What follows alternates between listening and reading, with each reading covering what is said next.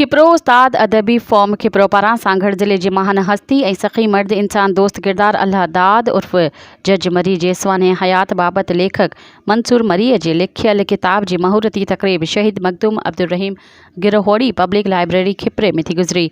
महूरती तक़रीब जी सदारत सिंध जे अलबेल शाइर वली मोहम्मद वलीअ कई। मेहमान ख़ास प्रोफेसर जाम खान हिंगोर जो जिन हुआ।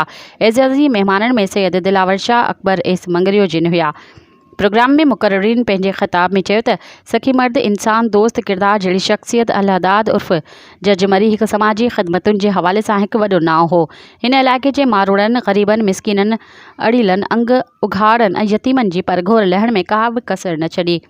उन्हनि मांझी मणियादार माण्हू पंहिंजे हिसे जो कमु कयो आहे। असांखे हिननि किरदारनि जी कयल समाजी ख़िदमतुनि जफ़ाकशी वारी ज़िंदगी अॾोल थी बिहण ते सघ पैदा करणी पवंदी। मौलवी मोहम्मद हसन पहुड़, मौलवी अब्दुल्ला मरी, मोहम्मद उस्मान मरी, मिसकिन जहान ख़ान खोसो जहिड़े किरदारनि जी हिम्मत मर्दानगीअ सां मुक़ाबिलो करे जीअणो पवंदो। प्रोग्राम के उस्ताद अदबी फॉर्म खिप्रो जे चेयरमैन इमाम बख्श मंगरियो, फॉर्म जे सेक्रेटरी एम जुमन कुंभर, सैयद दिलावर शाह पिणु ख़िताब कयो। जॾहिं त मुशाइरे में फ़क़ीर अमर अब्बास भंबरो, सुहिणो लाशारी रमज़ान क़सिम समेजो, मंसूर मरी, मुमताज़ बोज़दार, पीरल मरी, अरमान इब्राहिम मरी, खैर मोहम्मद बेताब मरी, सलीम शर, मुन्नवर मल्हा, मीर हसन मरी, आशिक बिस्मिल चांडियो, वफ़ा जानवरी पंहिंजी ख़ूबसूरत नकोर शाइरी ॿुधाए दाद हासिल कयो।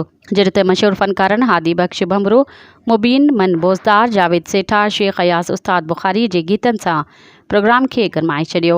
जो त प्रोग्राम में फैसल बोज़दार, साबिर भंबरो, रहमान उमराणी, अनवर अली परदेसी, सरमद जुमन कुंभर समेत वॾी अंग में अदीबनि, लेखकनि, उस्तादनि, शाइरनि शिरकत कई। मज़ीद ख़बरनि ऐं तफ़सीलात लाइ विज़िट कयो असांजी वेबसाइट www.awamiNewsHD.com ऐं ॾिसंदा रहो अवामी न्यूज़ HD।